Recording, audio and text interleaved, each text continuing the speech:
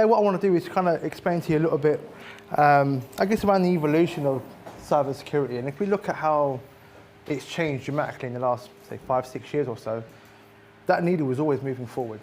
So what I want to do is kind of try to give you a understanding of why change is really important. If we look at 2015 onwards, detection was a really big thing.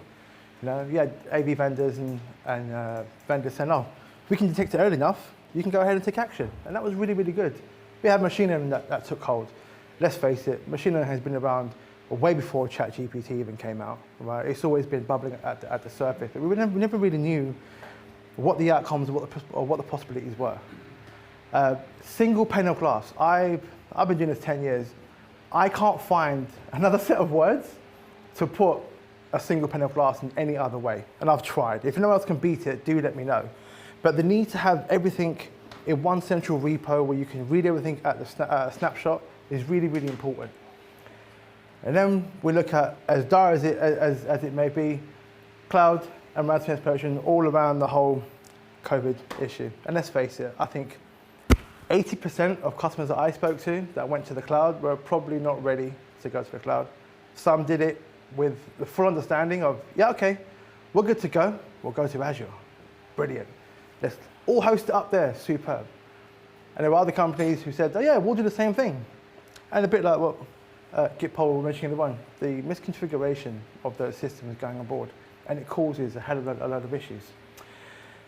Obviously, with everything all going to remote, the pressure on companies to secure devices, secure end users that are working away from the traditional offices, away from the on-prem, it's quite hard. And that brings in another set of risks, even till today. A lot of the companies and organizations still have a work from home policy first, except if you're over in the financial district and the big guys in Canary Wharf need to fill their big, beautiful buildings. If we look forward, speed is key in terms of acting before impact. So being able to get ahead of the curve whilst going to the cloud, whilst looking at a single pane of glass, there are so many different avenues to look at. And it's really difficult to know exactly where you're going to go for in terms of where you're going to build your resilience. Investigation and response, the big thing was, okay, well, what else can I do? What else can my team go and do to find out what's happening on the network before it actually becomes a problem? And the big one now that we have faced most recently is downtime versus the recovery time. And the one thing that I find that's probably one of the saddest cases when speaking with customers is the disruption to business is huge.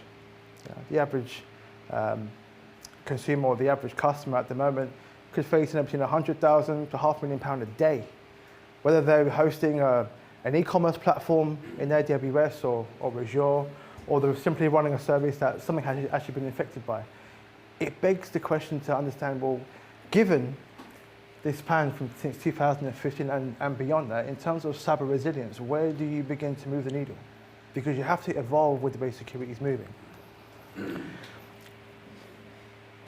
As well as security scaling at quite an alarming rate, businesses are also scaling incredibly quick. And it almost feels like we've got a shift between companies who are running ahead, opening up new offices, new locations, having new users, but the security hasn't quite caught up yet. And you're always going to be in that deficit. And it's just the way business works, it's just the way it functions. So all we need to do is to be able to understand, well, if we are going to scale as big as we potentially are at the minute, is our security posture going forward going to protect us in that growth going forward? There's not a lot of point in growing your company, growing that footprint, if you're just as open and susceptible to security incidents as you were 5-10 months ago. Nothing's changed. But the goal line really is shifting. Nowadays, we have compliance, which is a very big issue at the minute. And like some of the other speakers mentioned, just because NIST have defined a framework for you, doesn't mean that just because you tick every box in compliance, doesn't mean that you're going to not stop the silver bullet. And there isn't a silver bullet in security, whether it be from your endpoint, from your network, from your firewall, there is never going to be a silver bullet in security. So understanding what compliances you have to meet from a from a compliance perspective is really important. Cyber insurance now for customers that are actively seeking cyber insurance, so they can kind of have that in place as part of their infrastructure. And the basic question is, are you secure? Just because you go out as a customer and you go and purchase 7 different solutions, yeah, you might have purchased a really good EDR EPP solution, fantastic. And then you've got a network solution, you've got a SIEM solution, and you have an an identity solution. It's fantastic. The question that I was as a customer is, okay, that's fantastic. You've done your whole due diligence, you've got 7 different solutions. If tomorrow it goes south, and it's not a matter of if, but when, because it will. And you will, and the fact is everyone will be attacked at some point. Where do you go to find out exactly what happened and what went wrong? You've got 4 to 5 applications to use. Where do you go first? Do you go to your endpoint vendor, see what they say? Or do you go to your firewall, see what those logs say? Each specific application, each individual product that is to kind of harden what that security approach looks like will give you a different story because they're reporting different telemetry. So when you sit there and you think, so, okay, well, we're breached, we're completely out of options, we don't have any recovery in terms of how we get back online, we're now hemorrhaging money. It's a bit of a mishmash to go and find out, well, where do I actually go and look at what's going on first? And that kind of brings us on to the whole cyber risk understanding. And I think where we, especially in my line of work, speaking with customers, kind of shifts from being a product conversation into a service and an outcome conversation. So ideally, it'd be nice if we could end cyber risk as well as everything else that's pretty bad in the world today. But we have to work with what we have. But you can mitigate cyber risk with the correct tools, understanding the correct telemetry that's currently being brought across your infrastructure, but also seeing the missing gaps in those security infrastructures, giving you the ability to go forward and push go and say, right, we have a problem, we've learned from an attack, we have to evolve and move forward. So some of the things that I ask in terms of customers and a lot of CISOs, IT managements, a lot of them are being challenged to do a lot more with less. And I think we've all sat here at some point where you're speaking with a client and they've looked at a quote and they said, oh, £150,000. Ooh, I don't know if that's something I can potentially do. So what's your budget exactly? Got about 30,000 maybe. You think, okay, that's great. And you'll find that that budget changes ever so quick once they've had an attack. And it goes back to the question. Customers never realize they have a problem or they think they have an issue in their security until they become a victim. By that point, it's too late. It's already gone south. Sufficient headcount. This is really important. A lot of customers that I speak to on a daily basis, they don't have the breadth and understanding of specific engineering, whether that be incident response, incident handlers, even just have a small team just to look at what's going across the network. Having eyes and having visibility is really important, but only if you've got the right tools and the right people that can understand what that looks like. Anyone here ever looked at what a syslog file looks like?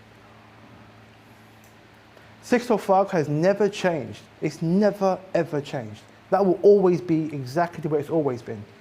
But unless you've got someone or something that can say, hey, this is what all this stuff actually means, it's just information with no end. Training and hiring experts, it's really, really difficult. And then, you haven't got to look far. There's probably 20 courses I could probably name you that will give you that understanding in that training and the whole rounded understanding of exactly what has to be done. But in terms of training the experts, it costs a lot of money. If the average customer's only got about between 5 and 10 people managing their current infrastructure, how are you going to push them forward if you're going to bring more telemetry on board? So finding the right talent is really difficult. Better visibility, like I said, one of the big pain points is customers have multiple stacks of different solutions, but none of them talk to each other. They don't all integrate. Not all vendors like playing that same game, right? So you need to have integration, really key integration, and not have silos, because then when an attack happens, You don't know which portal to go and look into. More important, you don't even know what source of truth is really coming from it. Emerging threats is really difficult unless you're going to have your own threat intelligence people that are going to actively go out there in the field every day, go and find the latest CVEs, go and scan the dark net, go and read all the Reddit forums, go and look at Onion browsers and Tor extensions. It's really, really difficult to actually understand what the emerging threats are. Another thing is not being able to operationalize what you have. You've got all this telemetry. You've got 5 different solutions, 5 different vendors. You've got all this information. How do you operate? How do you make everything all operationalized? If you can't make sense of it and nothing talks to each other, you've got bits of the truth of what happened. Very hard to put it all together. And more importantly, you can't scale. If your security infrastructure isn't up to scratch, the more you're producing out there, the more VMs you're spinning in the cloud, the more Google accounts, 365 accounts you're putting out there, it's a huge flight risk. You don't know if that's got any misconfigurations. Let me go back to Git poll. You don't even know if those boxes and containers that have been commissioned actually work. I was speaking to a customer last week, and albeit he was just another C-level exec, the guy that just signs the check, and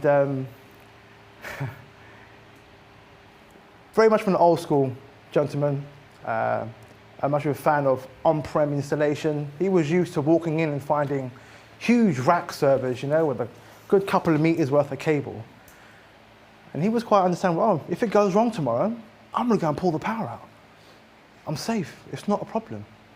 And bless him, to his little bit of naivety, he said, we've got all of our bits in containers. So that's really good. It's fantastic. You've gone to the cloud, you've taken that step forward, but securing what that looks like is a whole different story. These organizations, these cloud providers, as big and beautiful as they are and what they do, they're only responsible for getting you access to the applications and the services you require in the cloud. That's all they're there for. What they don't do, they don't actually protect what you've got in those containers. They're only responsible for the connection to and from. So he says to me, I can't believe this. He asked his IT manager on the call, so where are the keys to my container? And it just goes to prove that the naivety in terms of he still thinks the container is something physical. He genuinely thought his containers stored his physical on-prem stuff. No, it's not how it works at all. So I think being able to understand what you've got, get to grips with the dangers, but more importantly, how you scale that going forward is really, really important. The questions and the conversations that I have now with customers are more around, are you resilient? It's a big difference between staying protected and staying resilient ahead of the pace. Are you improving? Yes, you may have had an attack, and yes, the vendor you put in place 3 years ago for 7 figures has stopped it, most definitely. But did you learn from it? Did you improve in terms of what you found?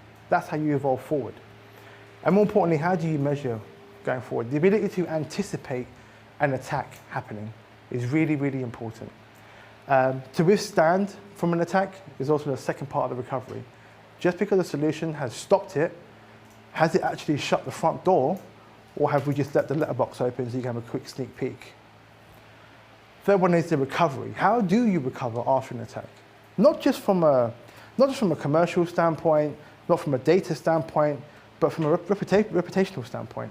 How did you stop your reputation from being out there like all the other big attacks that have happened? You look at MoveIt, for argument's sakes. This came to my knowledge at the beginning of the week. And you look at all the main ones that it hit. The BBC, as was mentioned. Boots, where my esteemed colleague gets his shampoo and conditioner for his beautiful hair. And you've got British Airways, right? These are all products, places that we consume, right? So you have to imagine from a customer's perspective, it's huge, from a 0-day right through to a ransomware attack. You will not see it coming. And a ransomware, by the way, an attacker doesn't publish an Outlook calendar or a schedule on Reddit of when they're going to attack your systems. It's a random point in time. So, who are we, what do we do, and how do we solve these business problems for you? So we're esentire. We are the authorities in managed detection and response. And I try to get away from that whole MDR, NDR, DDR, whatever it is the acronym is today. There's always something new, something fresh. I'm not going to read off of the screens and SOC intelligence, but I just want to give you a couple of highlights. We've got 2 security operations centers. First one is based over in Waterloo in Canada. Second one is based over in Cork in Ireland. Together, this gives us quite powerful threat intelligence, and more importantly, the ability to respond and take action. 24/7 threat hunting, which means that we don't do a follow the sun routine. That's not how they work. These are split shifts. Each SOC engineer has a specific shift time so they can operate at their optimal performance. So we're not sitting there pumping them with Haribos. We're not sitting there pumping them with Coke Zero. They're there to work as effectively as they can at their optimal performance. So you don't see a different lack in service. Deep investigation and actual threat response. So the ability to actually go in there, find out who did it, where it took place, and where the exit of it came out. Really good in terms of understanding. Threat intelligence, which is operated by our own true unit. So unlike other vendors and other products that you might find across the market, a lot of vendors will third-party their threat intelligence. They'll pay for that information. They'll ingest it as part of their global deny list, and then they'll feed it back into the customer. And that's really, really good. But so is everyone else. Everyone else is doing exactly the same thing. So we spun it. We have our own threat intelligence unit. These are 350, close to 400 strong individuals based out of data scientists, incident handlers, incident response. These guys, their job all day, every day, is to go out on the dark web and find out what is the next worst thing that's going to happen. Safe to say, customers who are with esentire and the MovePick issue came around weren't affected. Do you want to know why? Because our threat intelligence unit was way ahead of that span before it even hit the main market. And that's the difference. This is what also gives us the ability to give us that 15-minute mean time to contain. There's a lot of things you can do in 15 minutes. Make a sandwich, do a few extra rows in the rowing machine maybe. If you really fancy it, jump on some Fortnite for 15 minutes. But the ability to go ahead and eradicate and find out a problem and stop it in its tracks, that's a whole different story, you know? So in terms of what that looks like for us, and in terms of what we believe your expected cybersecurity partnership should look like, should be, number one, should be operational leadership. So knowing that you're using a service that is by far an advanced in terms of the threat suppression, threat detection, and more importantly, the ability to respond. That's the most important thing. Our current mean time to contain is 15 minutes. Anyone take a guess at how long we take to respond to a problem? I'll help you out. It's less than 60 seconds. 35 seconds to respond, which is quite quick. And that's all filtered through quite a few of the different offerings that we currently do. Service capability, so it really is the world's complete threat response service. Expertise in talent. I was speaking to a few of the delegates earlier on. All of the talent that sits across our SOC departments, both over in Canada and Ireland, and over in our threat intelligence unit, they are all ex-military. The majority of their background has all been cybersecurity, but on a national level. So the fact that we've got these guys working for us, I think the odd stat was, yeah, like 276 years combined industry experience just between the individuals that we have running our SOCs, which is also quite important. Threat intelligence, again, 300 or so plus threat intelligence officers, data scientists, incident handlers, incident response. These guys are on the hunt all day, every day, finding out what the next worst thing is. So it's almost like having your own threat intelligence team that's an extension of your current customer security team. That's huge. Demonstrated value. So I'm going to go across the Insight portal, which is where we kind of surface what the SOC sees. So we can either be a service where you say, hey, you guys, can you manage everything after 5 p.m. on a Friday? And I'll pick it up on a Monday morning at 7 a.m. when I walk in. That's fine. We can do that for you. Or if you say, actually, I kind of want to have a few of my guys on call, but I want to see what you guys see. So we have the Insight portal. The Insight portal is pretty much a carbon copy of what the SOC is seeing. Every threat, every phone call, every customer case, every customer notification, every isolation. Anything we do across your infrastructure, you'll know about it. And you can interact with us at the same time. Last and foremost, very much a Canadian thing. I won't repeat the words of how it happened at our SKO in February, but an attack on you is an attack on us. So we will take an attack on our customers extremely seriously because they're trying to get past our own defense systems. So, as like with everything, customers always needed a solution yesterday. It's always the case. And with that, you have to be able to turn the conversation from, you need to buy this solution because it will do X for you. And I think where the building resilience really does come into play is to really understand what that process looks like across the board. Yes, you can buy multiple solutions, that's fantastic. Yes, you can have incredible looking dashboards, that's also fantastic. But what do you do across that line when an attack takes place? So again, it goes back to being able to anticipate what you can't already see. I'm pretty sure if I was to stand you in front of a rolling vehicle, you're going to anticipate that at some point, within the next 2-3 seconds, you're going to jump out of the way. Well, I'd hope so anyway. But you will jump out of the way, so it's anticipation. So your solution needs to anticipate what it can't already see. 5 minutes, woo.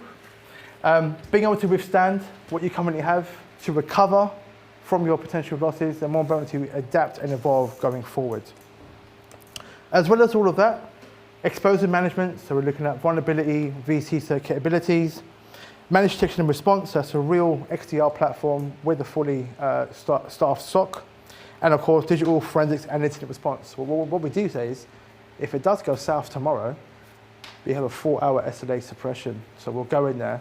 I think at the moment, for one incident, we have anywhere between 38 and 42 individuals that are working on any one incident at any one time, which gives us that 15 minutes to contain. I'm going to breeze through because I want to kind of show you how the actual system works. We work on a multi-signal solution. So it's great, but we want to know, what does the endpoint say? Because it will say something different to what the endpoint's going to say.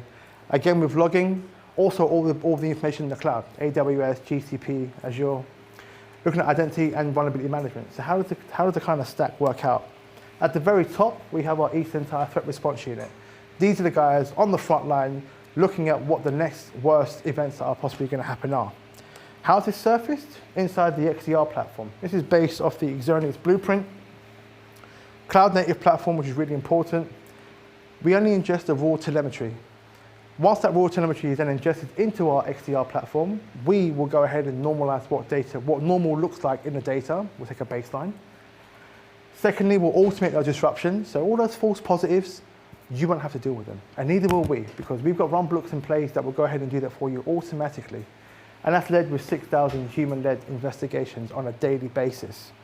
So what happens if something gets past the traditional methods? Gets past your firewall, gets past your endpoint, and we don't have a runbook that saw move it, for argument's sakes. What happens then? We go to our SOC, 24/7 experts in terms of threat hunting, containment, and the ability to respond to attackers. Also, forwarded by 700 daily escalations across the board, 400 daily threat containments across the board, and also that 50 minutes contain time. I probably shouldn't say this, but I'll say it because my girlfriend's not in the room, and I know my colleagues won't tell on me. I was in the SOC a few months ago. Our actual mean time to contain at the minute is between 7.5 and 9.5 minutes. So that SLO is shrinking as we kind of go through our growth phase. So how do we show that to the customer? Using the Insight portal.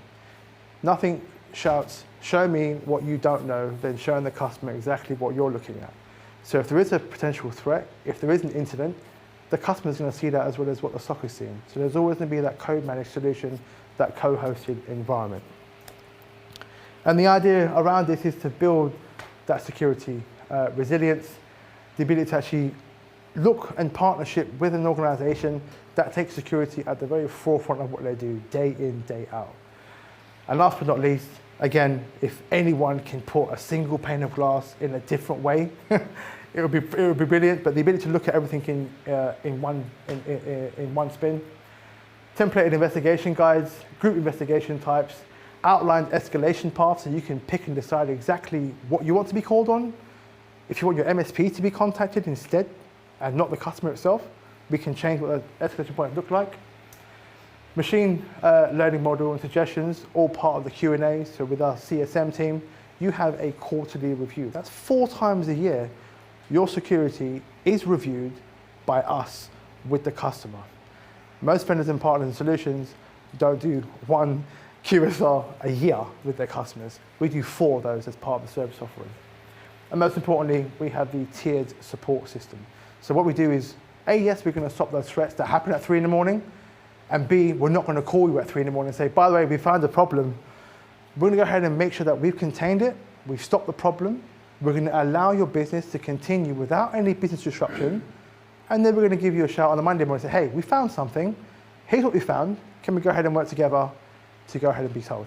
And I'm also being shown the finger to go ahead and stop. But look, apologies, I might have run over just a little bit, but if there is anyone that would like to have any questions, anything that I might have gone across today, do feel free to let us know if you've got anything specifically related. Any questions in the room? Yeah, Ray, big fan. I'm asking for a friend. I know you haven't really had much of a chance to do it right now, to talk about what we do in our Atlas Cloud, and how we actually cross-correlate that data, contextualize it, apply a detection module. But can you talk a little bit more about what we do around, despite the fact we're multi-signal, how we can actually help in a Microsoft environment to actually rationalize and make best use of licensing and optimize data consumption? Yeah, so when it comes down to how the service is actually being operated, we work with the best in class in terms of endpoint. So depending on what the customer's current, what the current security strategy is, will be dependent on what kind of flavor or what their security posture looks like going forward. So for customers who are already in the Microsoft stack, they probably wouldn't go to a CrowdStrike, they probably wouldn't go to a VMware Carbon Black or a Sentinel. Where it really comes into play is understanding where your customer's cybersecurity journey is heading towards. I don't mean just for the next 6 months, 9 months, the next 3 to 5 years. If they're already invested in Microsoft, go down the Microsoft route. You know, fully embrace yourself in the E3 and the E5 stack, because the stack is really impressive. And if you don't have to, and you're looking to replace something like a Panda or an APG for argument's sakes, you might want to go for CrowdStrike. You know, CrowdStrike's really, really good in terms of early detection. Probably one of the best there is in the game. VMware Carbon Black, for those customers that have got engineers that want to get really deep in the logging, extremely verbose in the logging. Take your pick on what you want to pick out. And obviously the Microsoft and the Sentinel pieces speak for themselves. Any other questions? Cool. I think we're done. Superb. Cheers.